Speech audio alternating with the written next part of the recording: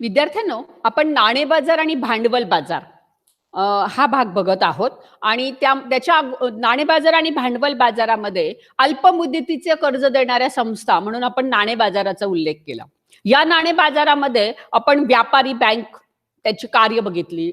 त्याच्यानंतर मध्यवर्ती बँक म्हणजे भारताची मध्यवर्ती बँक आहे रिझर्व्ह बँक ऑफ इंडिया, त्याची कार्य बघितली. आता याच्यातलं एक कार्य मी ठेवलेलं होतं, तुम्हाला म्हटलं होतं की आपण ते नंतर घेणार आहोत, तर ते मी आता घेत आहे. व्यापारी बँकेचं कार्य आहे पत पैसा निर्माण करणं, म्हणजे पत निर्मिती करणं. आणि रिझर्व्ह बँकेचं काम आहे की हा पत पैसा गरजेपेक्षा जास्त निर्माण होऊ नये आणि गरजेपेक्षा कमी पण निर्माण होऊ नये, याच्यासाठी त्यावर योग्य ते नियंत्रण ठेवणं.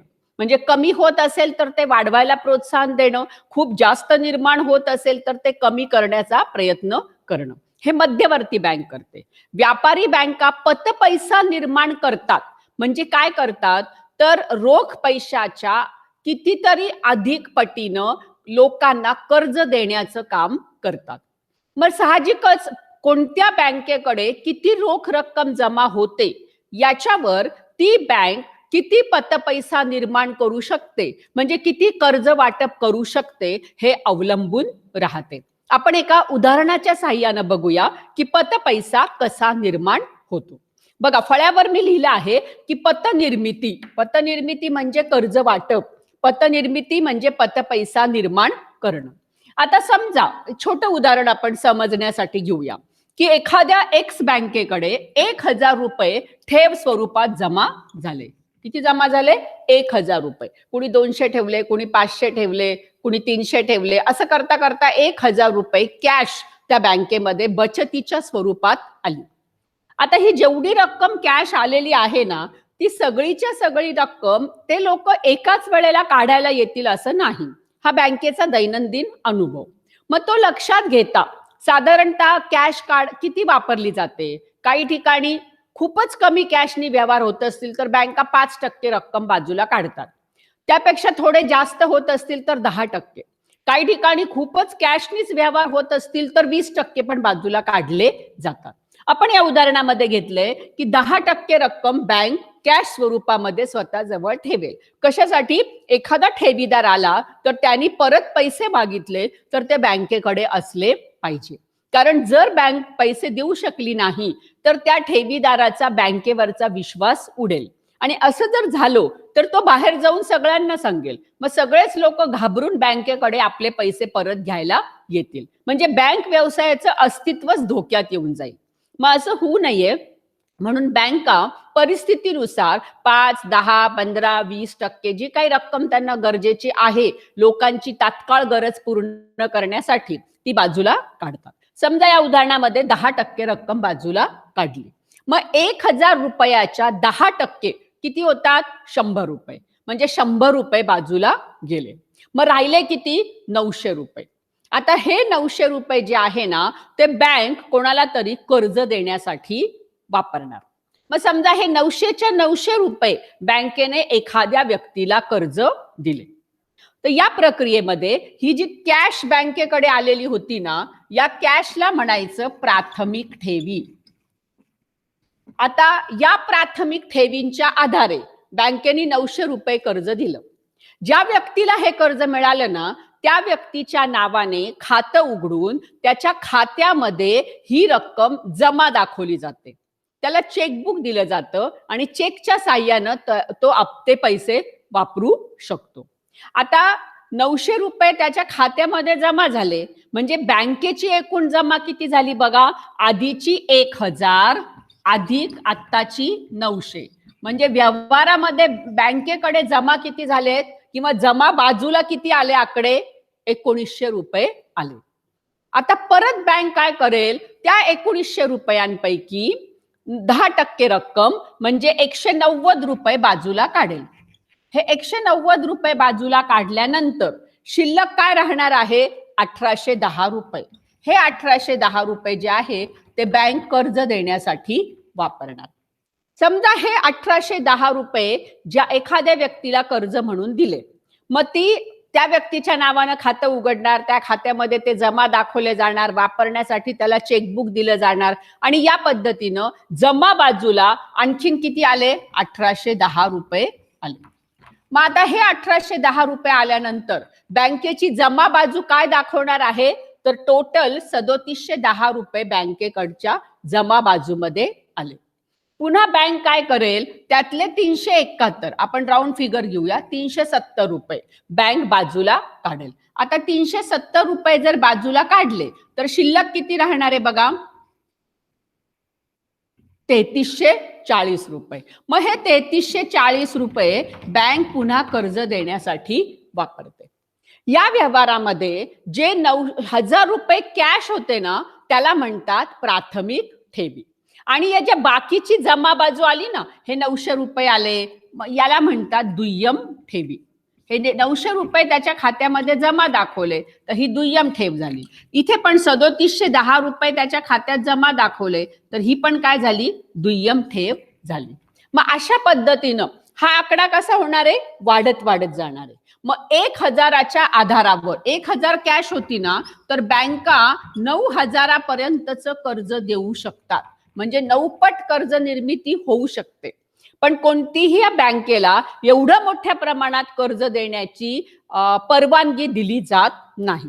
याचं कारण असं आहे की त्याच्यामुळे पण महागाई वाढण्याचा धोका असतो आणि कर्ज बुडण्याचे प्रमाण जास्त वाढण्याचा धोका असतो. म्हणून साधारणपणे 4 ते 6 पट, 4 ते 6 पट म्हणजे 4000 ते 6000 रुपयांपर्यंत बँका कर्ज वाटप देशाच्या परिस्थितीनुसार करण्यास रिझर्व्ह बँक परवानगी देते. मग अशा पद्धतीनं प्राथमिक ठेवींच्या आधारे निर्माण झालेल्या दुय्यम ठेवी म्हणजे बँकेची पत निर्मिती किंवा सोप्या भाषेमध्ये बँकेने केलेले कर्ज वाटप. मग हे जे कर्ज वाटप केलं जातं आणि चेकच्या साह्यानं तो पैसा व्यवहारामध्ये येतो त्यालाच आपण काय म्हणतो? पत पैसा असं म्हणतो. कोण निर्माण करतं हा पत पैसा? तर व्यापारी बँका हा पत पैसा निर्माण करतात. समजलं? पत पैसा कसा निर्माण होतो. आता आपण मध्यवर्ती बँकेची पण कार्य बघितली, रिझर्व्ह बँकेची कार्य बघितली. रिझर्व्ह बँक ही मध्यवर्ती बँक आहे. मग आता मध्यवर्ती बँकेकडे अशी कोणती साधनं आहेत की जेणेकरून तो पैसा योग्य त्या प्रमाणातच निर्माण व्हावा, कमी पण नाही आणि जास्त पण नाही. याच्यासाठी मध्यवर्ती बँक कोणती साधनं वापरते, त्या साधनांचा आता आपण विचार करणार आहोत. त्याला म्हणतात मध्यवर्ती बँकेची पत नियंत्रण. मध्यवर्ती बँक करत असलेलं पत नियंत्रण. व्यापारी बँका पत पैसा निर्माण करतात आणि मध्यवर्ती बँक काय करते? पत नियंत्रण करते. आता हे पत नियंत्रण कसं होतं, त्यासाठी कोणती साधनं वापरली जातात, तर त्या साधनांचा आता आपल्याला विचार करायचा आहे. मग मध्यवर्ती बँकेच्या कार्यामध्ये एक कार्य होतं पत पैशाचं नियंत्रण. तर ते आता आपण विचारात घेणार आहोत. बघा, पत नियंत्रणासाठी मध्यवर्ती बँकेकडे 2 प्रकारची साधनं असतात. किती प्रकारची साधनं आहेत? 2 प्रकारची. इथे मी लिहिते मध्यवर्ती बँकेचं कार्य पत नियंत्रण. मग आता हे पत नियंत्रण करण्यासाठी 2 प्रकारची साधनं मध्यवर्ती बँकेकडे असतात. एकाला म्हणतात संख्यात्मक साधन आणि दुसऱ्याला म्हणतात गुणात्मक साधन. अशी त्यांना नावं दिली जातात. संख्यात्मक आणि गुणात्मक आपण देऊया ती नावं. आणि मग संख्यात्मक मध्ये कोणते मार्ग आहे, गुणात्मक मध्ये कोणते मार्ग आहे, त्यांचा आपण विचार करू. संख्यात्मक साधन. दुसरी साधनं कोणती आहेत? गुणात्मक साधनं. आता बघा, ज्या वेळेला संपूर्ण देशातील पत पैसा आपल्याला कमी करायचा असतो किंवा वाढवायचा असतो तेव्हा संख्यात्मक साधनं वापरली जातात. या उलट एखाद्या विशिष्ट क्षेत्रातला, मग शेती असेल किंवा सेवा क्षेत्र असेल किंवा उद्योग असेल, असं एखाद्या विशिष्ट क्षेत्रातला पत पैसा कमी किंवा जास्त करायचा असेल तेव्हा गुणात्मक साधनं वापरली जातात.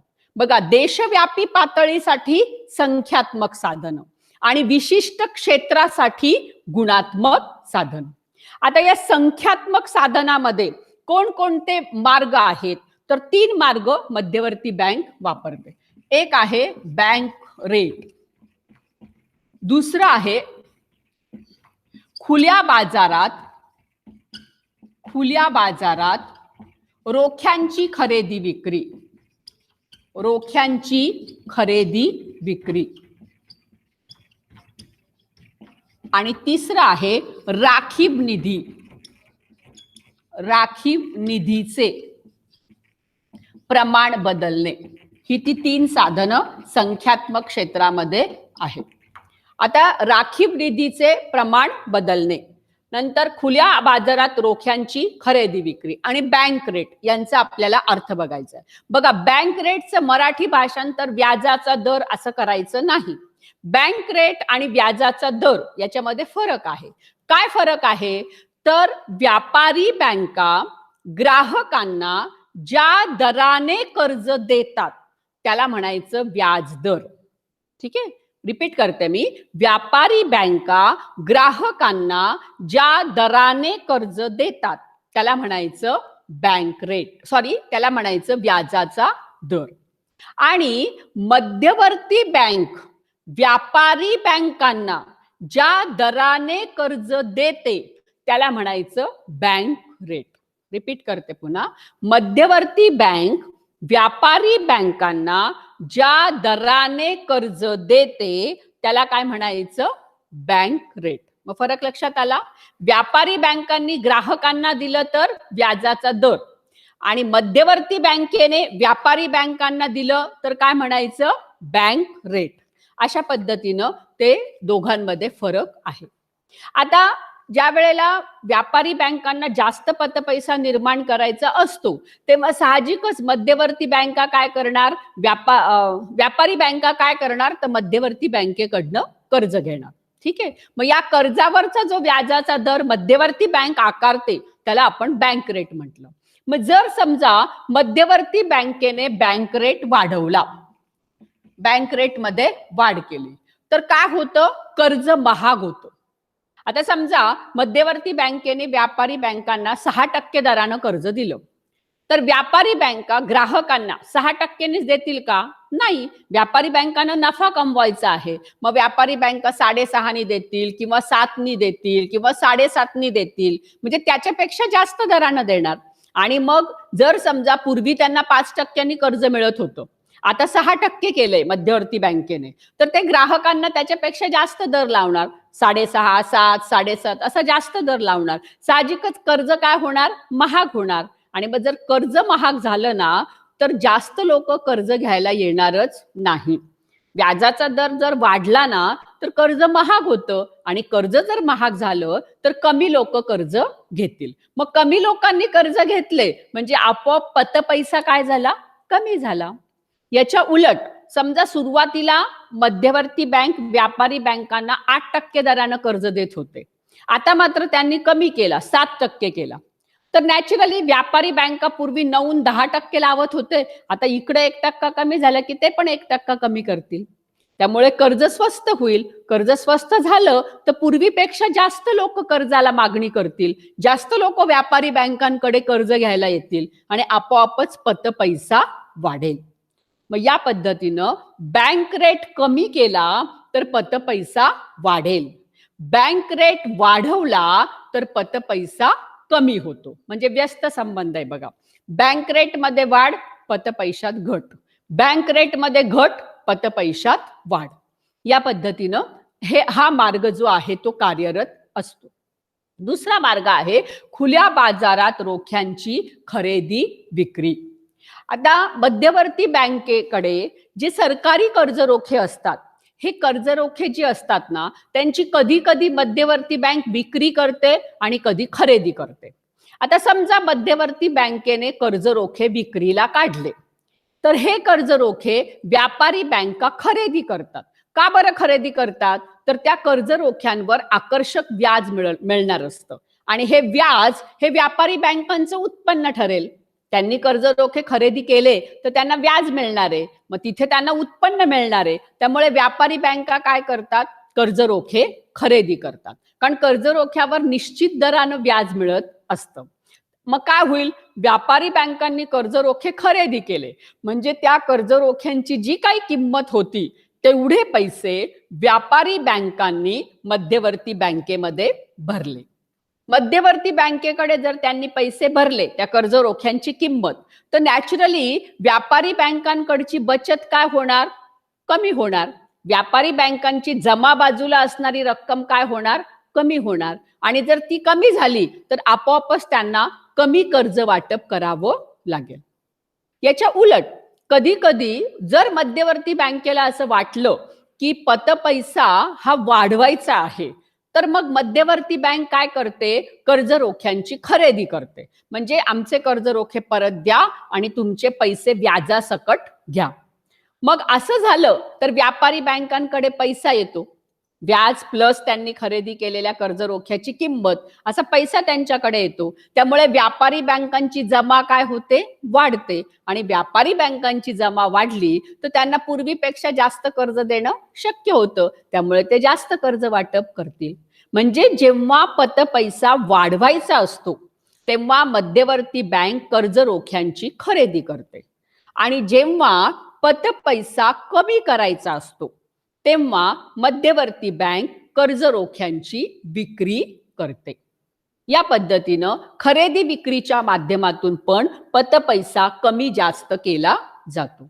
आता तिसरं साधन आहे राखीव निधीचे प्रमाण बदलणे, cash reserve ratio, change in cash reserve ratio, CRR. तुम्ही हा शब्द बातम्यांमध्ये पण खूप वेळा ऐकला असेल की सरकारने CRR वाढवला, कमी केला, पुढच्या तिमाही धोरणामध्ये CRR स्थिर ठेवला वगैरे असे तुम्ही शब्द ऐकले असतील. तर काय आहे हे CRR, काय आहे कॅश रिझर्व्ह रेशो म्हणजे काय, तर राखीव निधीचं प्रमाण. आता प्रत्येक व्यापारी बँकेला कायद्यानं मध्यवर्ती बँकेकडे त्यांच्याकडे जमा झालेल्या रोख शिल्लक रकमेपैकी विशिष्ट टक्के रक्कम मध्यवर्ती बँकेत ठेव स्वरूपात ठेवणं बंधनकारक आहे.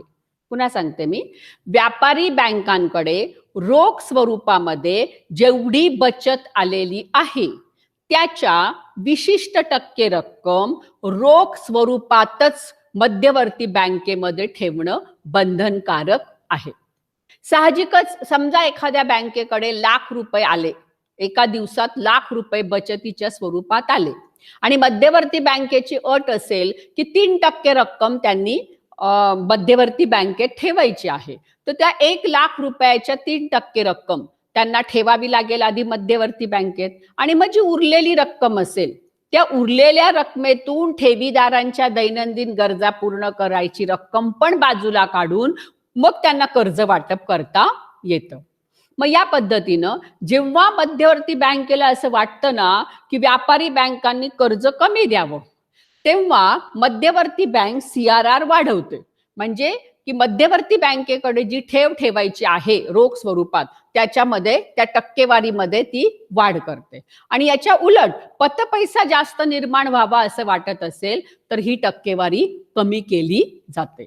म्हणजे पतपैसा कमी करायचा असेल तर CRR वाढवला जाईल, आणि पतपैसा वाढवायचा असेल तर CRR कमी केला जातो.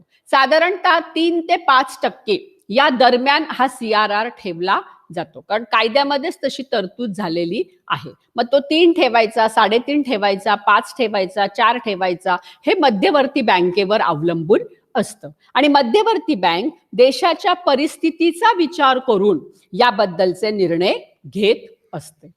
मग या पद्धतीनं ही जी 3 साधनं आहेत तर त्यांचा वापर मध्यवर्ती बँक पतपैशावर योग्य ते नियंत्रण, म्हणजे गरज असेल तेव्हा वाढवणं आणि गरज असेल तेव्हा कमी करणं, तर योग्य ते नियंत्रण ठेवण्याचं काम केलं जातं.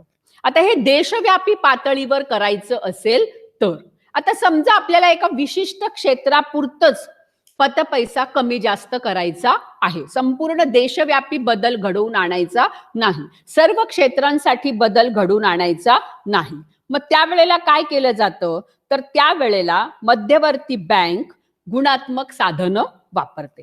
पहिलं गुणात्मक साधन आहे ते म्हणजे कर्जाचं नियंत्रित वाटप.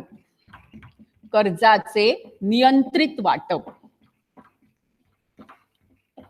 दुसरं आहे कर्ज व तारण यातील गाळा बदलणे. गाळा बदल. तिसरं आहे नैतिक समजावणी. चौथा आहे प्रसिद्धी. पाचवा आहे प्रत्यक्ष कारवाई. आणि सहावा आहे उपभोग्य कर्जावर नियंत्रण. तर यांचा वापर मध्यवर्ती बँक करू शकते विशिष्ट क्षेत्रापुरतं. तर पहिला आपण मुद्दा बघूया, कर्जाचे नियंत्रित वाटप म्हणजे काय. तर मध्यवर्ती बँक व्यापारी बँकांना आदेश देते की इतके टक्के तुमच्या एकूण कर्जाच्या विशिष्ट टक्के रक्कम तुम्ही गृहकर्ज म्हणून वाटलीच पाहिजे. विशिष्ट टक्के रक्कम तुम्ही शैक्षणिक कर्ज म्हणून दिली पाहिजे. विशिष्ट टक्के रक्कम ही तुम्ही शेतकऱ्यांना कर्ज म्हणून दिली पाहिजे. विशिष्ट टक्के रक्कम ही व्यापारी वर्गांना दिली पाहिजे. अशा पद्धतीनं याला म्हणायचं की कर्जाचं नियंत्रित वाटप. आता समजा घर बांधणीचा व्यवसाय, गृह बांधणी, घर बांधणी, प्रत्येकाला आपल्या मालकीचं घर मिळावं याच्यासाठी जर समजा सरकारचा प्रयत्न असेल तर सरकार काय करणार, व्यापारी बँकांना आदेश देणार की तुमच्या एकूण कर्जाच्या 25% रक्कम किंवा 20% कर्ज हे तुम्ही गृह बांधणी म्हणजे घर खरेदी करणाऱ्यांना दिलं पाहिजे. एकूण कर्जाच्या 20 ते 25% रक्कम. याच्या उलट समजा आता की वाहनांना मोठ्या प्रमाणात ऑलरेडी कर्ज वाटप झालेलं आहे, त्याच्यावर सरकारला नियंत्रण ठेवायचंय. मग सरकार म्हणेल की एकूण कर्जाच्या 5% रक्कमच ही वाहनांसाठी कर्ज म्हणून वाटली गेली पाहिजे, त्यापेक्षा जास्त रक्कम तुम्ही वाटता कामा नये. म्हणजे सरकार आदेश देतं की शेती क्षेत्रात एवढे टक्के. आता बघा एज्युकेशन लोन दिलं जात नसायचं बऱ्याचदा बँकांकडनं. आता बँकांचे आदेश आहेत, म्हणजे मध्यवर्ती बँकांचे व्यापारी बँकांना आदेश आहे की एकूण कर्जाच्या 3 ते 5% रक्कम, आता हे मागे होता आदेश हा, आता ह्याच्यात थोडीशी वाढ केलेली असणार आहे, ही तुम्ही एज्युकेशन लोन शैक्षणिक कर्ज म्हणून वाटली पाहिजे. मग या पद्धतीनं की कोणत्या क्षेत्रामध्ये किती टक्के एकूण कर्ज वाटपाच्या किती टक्के रक्कम तुम्ही दिली पाहिजे याच्याबद्दलचा आदेश मध्यवर्ती बँक व्यापारी बँकांना देते. त्याला म्हणायचं कर्जाचे नियंत्रित वाटप. दुसरा मार्ग आहे कर्ज आणि तारण यातला गाळा बदलणे. गाळा म्हणजे काय, तर गाळा म्हणजे या दोघांचा किमतीतला अंतर, त्या अंतराला म्हणतात गाळा. आता फॉर एक्झाम्पल बघा, तुम्ही आहे ना 3 तोळे सोनं घेऊन बँकेमध्ये गेलात, तुम्हाला सोनं तारण ठेवून कर्ज घ्यायचं आहे. आता 3 तोळे सोन्याची आजची किंमत काय झाली, 1.5 लाख रुपये. ठीक आहे ना, 50,000 रुपये तोळा, तर 1.5 लाख रुपये किंमत झाली. आता जर समजा मध्यवर्ती बँकेला असं वाटलं की हे जे कर्ज आहे हे कमी करायचंय, आपल्याला सोन्यावर दिलं जाणारं कर्ज जे आहे ते कमी करायचं आहे, तर मग बँक काय करेल की 3 तोळे सोनं ठेवलं ना तर जास्तीत जास्त 70,000चं कर्ज तुम्ही द्या, असा आदेश देईल. म्हणजे की 50,000 1 तोळं सोनं ठेवलं तर तुम्हाला साधारणपणे 30,000पर्यंतच कर्ज मिळेल, त्याच्यापेक्षा जास्त नाही. म्हणजे सरकारने काय केलं तर या दोघांमधलं अंतर वाढवलं. नाहीतर 3 तोळे सोनं ठेवलं, सोन्याची किंमत तर वाढतच चालली आहे, मग 1.5 लाखाचं सोनं ठेवलं तर 1,40 पर्यंत कर्ज मिळायला हरकत नाहीये. पण सरकारला जर त्याच्यावर नियंत्रण ठेवायचं असेल तर मग सरकार काय करणार, ते अंतर वाढवणार की 3 तोळे सोनं ठेवलं तर तुम्हाला 70,000पर्यंतच कर्ज मिळेल, त्याच्यापेक्षा जास्त नाही. याला म्हणायचं गाळा बदलणे. म्हणजे तारण म्हणून ठेवलेली वस्तू आणि त्याला दिलं जाणारं कर्ज, त्या वस्तूची किंमत आणि कर्जाची रक्कम याच्यातलं अंतर, जेव्हा एखाद्या क्षेत्रातलं कर्ज कमी करायचं असतं ना तेव्हा हे अंतर वाढवलं जाईल. आणि एखाद्या क्षेत्रामध्ये जास्त कर्ज पुरवठा व्हावा असं वाटत असेल तेव्हा हे अंतर कमी केलं जाईल. मग या पद्धतीनं मध्यवर्ती बँक याचाही वापर करू शकते. मग ते शैक्षणिक कर्ज असेल, ते गृह कर्ज असेल, ते शेतीसाठी घेतलेलं असेल, ते स्वयंरोजगारासाठी घेतलेलं असेल, तर अशा पद्धतीनं हा गाळा बदलला जाऊ शकतो. नंतर तिसरं आहे नैतिक समजावणी. नैतिक समजावणी म्हणजे एखादी बँक ही जर मध्यवर्ती बँकेने सांगितल्याप्रमाणे कर्ज वाटप करत नसेल, तर मध्यवर्ती बँक काय करते, त्या बँकांचे जे पदाधिकारी असतात, जे प्रतिनिधी असतात, त्यांना बोलवून त्यांना योग्य त्या प्रकारे समजून सांगितलं जातं. किंवा कधी कधी देशहितासाठी बँकांनी काही निर्णय घ्यावे असं जेव्हा सरकारला वाटतं, तेव्हा मध्यवर्ती बँक देशातल्या प्रमुख बँकांचे जे हेड्स असतात, जे प्रमुख असतात, त्यांना बोलवते, एक मीटिंग कॉल करते आणि त्याच्यात आव्हान केलं जातं की जर तुम्ही अशा पद्धतीनं काम केलं, त्याच्यामुळे देशाचा आर्थिक विकास, देशाची प्रगती होण्यास मदत होणार आहे. त्यामुळे तुम्ही अशा पद्धतीनं शेतीला कर्ज द्या, शिक्षणाला पण कर्ज द्या. त्यांच्याकडे तारण म्हणून ठेवण्यासाठी काही नसेल तर त्यांची वैयक्तिक पात्रता बघून तुम्ही त्यांना ही कर्ज दिली पाहिजे. अशा प्रकारचं आवाहन मध्यवर्ती बँक सरकारच्या वतीनं त्या व्यापारी बँकांना करते. त्यानंतर प्रसिद्धी. व्यापारी बँकांनी कोणत्या प्रकारचं कार्य केलं, कसं कार्य चालतं, किती टक्के त्यांची लोनची वसुली आहे, कोणत्या क्षेत्रासाठी त्यांनी किती लोन दिलं वगैरे सगळ्या गोष्टींची प्रसिद्धी ही पण मध्यवर्ती बँक करत असते. साधारणतः वर्षातून 2 वेळेला ही प्रसिद्धी होत असते की 6-6 महिन्यानंतर. क्वार्टरली पण अहवाल त्यांचे प्रसिद्ध होतात, पण जास्त डिटेल्स जे आहेत तर ते साधारण 6 महिने आणि 12 महिने याच्या नंतर होतात. त्यामुळे जे जाणकार लोक असतात ते जो अहवाल प्रसिद्ध केले जातात त्याचा अभ्यास करतात. मग त्या अभ्यास करून त्याच्यावर वर्तमानपत्र असेल, रेडिओ, टीव्ही असेल, यासारख्या प्रसार माध्यमांच्या माध्यमातून आपली मतं व्यक्त करतात. लोकांपर्यंत ते सोप्या भाषेमध्ये पोहोचवतात. त्यामुळे लोकांनाही कळतं की कोणती बँक चांगली आहे, कोणत्या बँकेमध्ये ही जास्त विश्वसनीय स्वरूपाचं कार्य करत आहे, याची माहिती त्यामुळे लोकांपर्यंत पोहोचू शकते. चौथं साधन आहे प्रत्यक्ष कारवाई.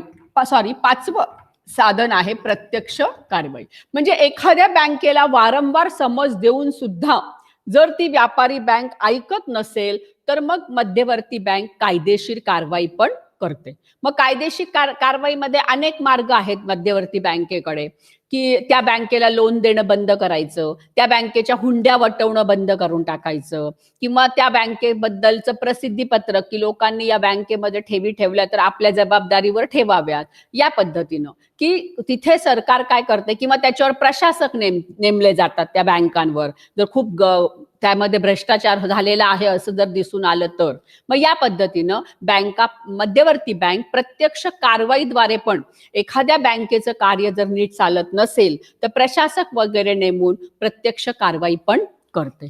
पुढचं साधन आहे उपभोग्य कर्जावर नियंत्रण. स्पेशली जेव्हा खूप मोठ्या प्रमाणात महागाई वाढत असते आणि त्या महागाईला आळा घालायचा असेल तर दिली जाणारी उपभोग्य कर्ज जी आहेत की ज्याची परतफेड जास्त झालेली नाही असं लक्षात येतं, तेव्हा सरकार काय करते तर विशिष्ट कारणांसाठी दिल्या जाणाऱ्या कर्जावर व्याजाचा दर जास्त लावण्याचं आवाहन करते, किंवा एकूण कर्जाच्या विशिष्ट टक्के रक्कमच त्याच्यासाठी दिली जावी असं पण आदेश दिले जातात. तुम्ही बघा, अनुत्पादक कर्ज जी असतात ना, तर ती अनुत्पादक कर्जावर व्याजाचा दर जास्त असतो. का असतो? कारण का तर ही कर्ज परत मिळण्याची शाश्वती कमी असते. शेवटी त्या व्यक्तीच्या आर्थिक पतीवर हे अवलंबून असतं, आर्थिक दर्जावर हे अवलंबून असतं की तो याची परतफेड करू शकेल किंवा नाही. मग त्यावेळेला अशी अनुत्पादक कर्ज विना तारण दिली जाऊ नये, तारणाची रक्कम पण योग्य असावी असा आग्रह मध्यवर्ती बँक धरते. आणि त्यामुळे आपोआपच अनुत्पादक स्वरूपाची जी कर्ज आहेत, म्हणजे जी उपभोग्य कर्ज आहेत, तर त्याच्यावर नियंत्रण ठेवायला मदत होते. तर ही झाली मध्यवर्ती बँकेने वापरलेली संख्यात्मक आणि गुणात्मक साधनं. देशव्यापी पातळीसाठी संख्यात्मक साधनं आणि विशिष्ट क्षेत्रासाठी गुणात्मक साधनं वापरली जातात. समजलं तुम्हाला? आज आपण पतपैसा निर्माण कसा करायचा आणि निर्माण झाल्यानंतर तो गरजेपेक्षा कमी किंवा जास्त होऊ नये म्हणून पत नियंत्रण कसं करायचं हे बघितलं. आपला टॉपिक कुठला चालला होता तर नाणे बाजार आणि भांडवल बाजार.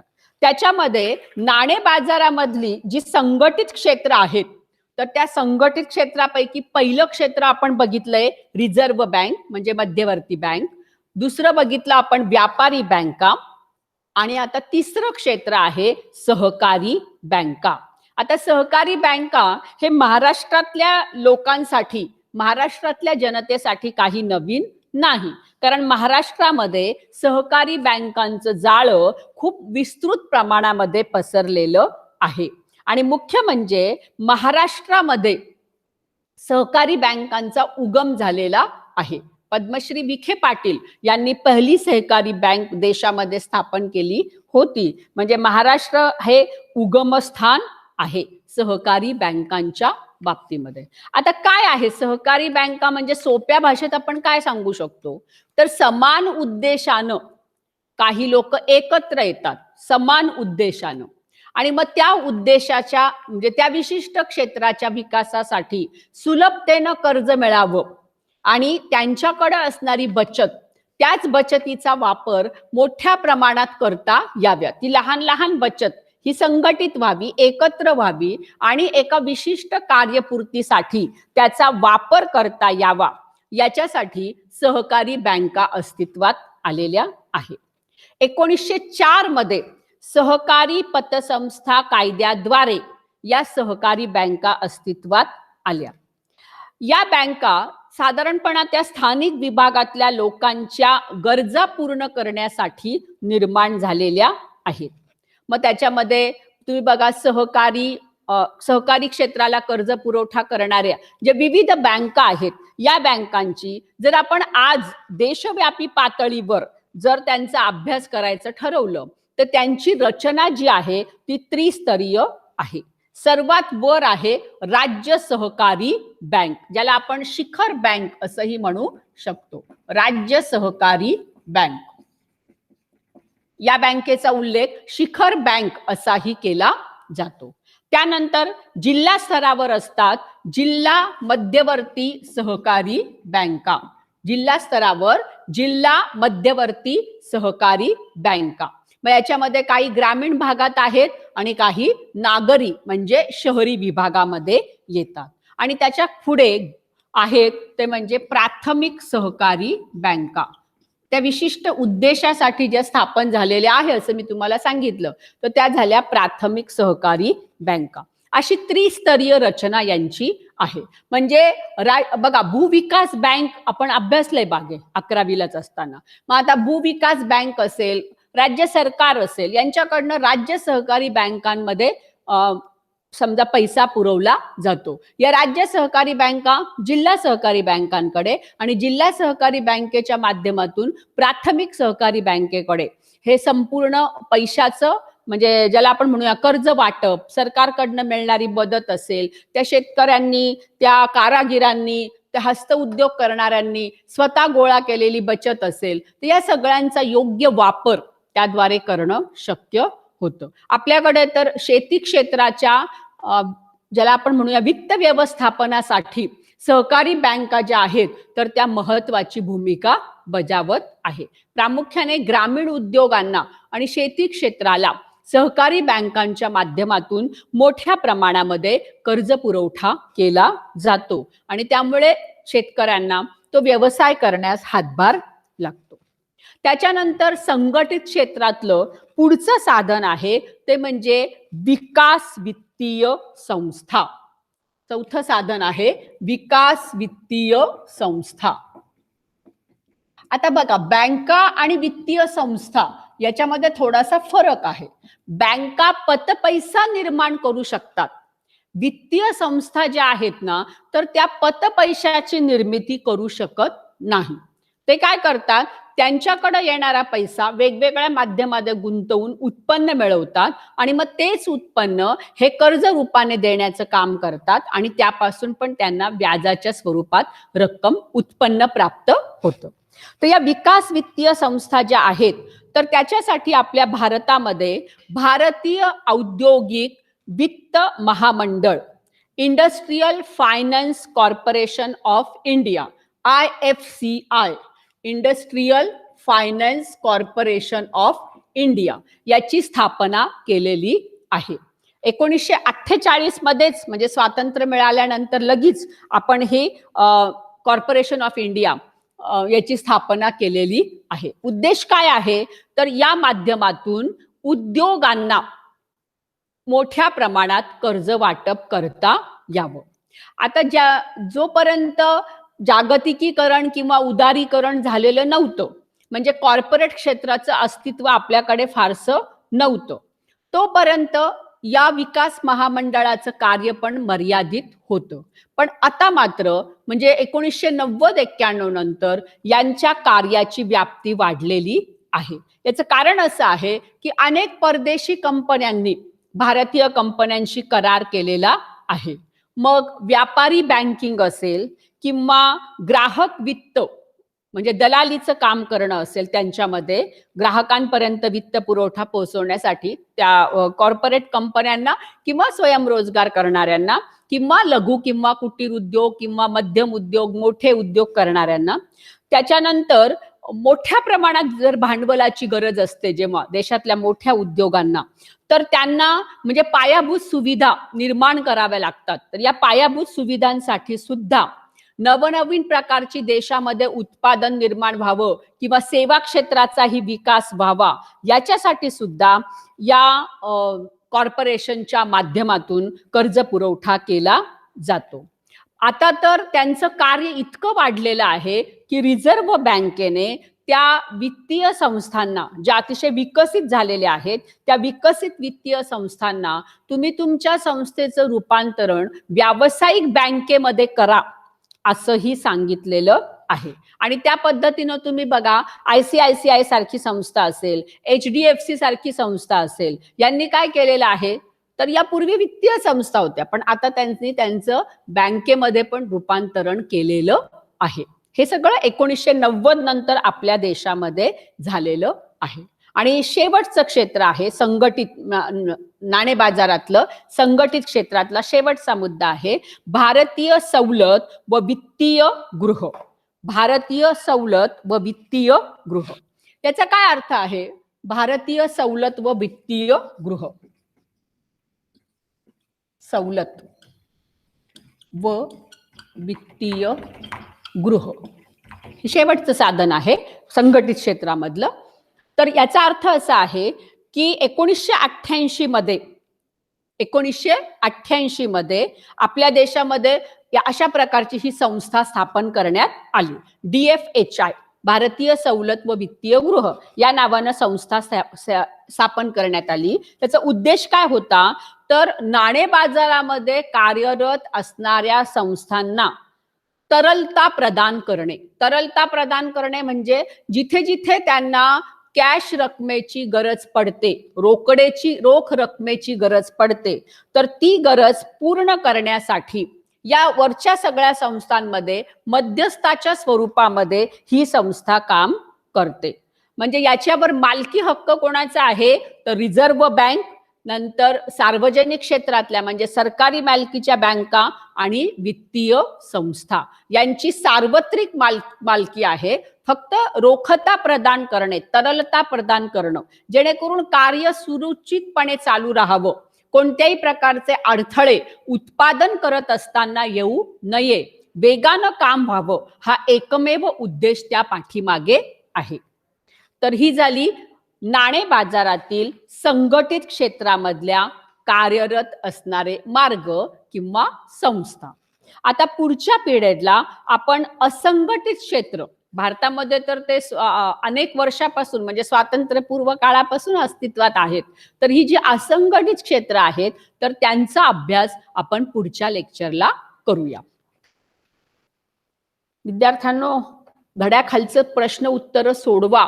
काही शंका असल्या तर मला व्हॉट्सअपवर विचारू शकता तुम्ही पण प्रश्न उत्तर सोडवण्याचा सराव करा.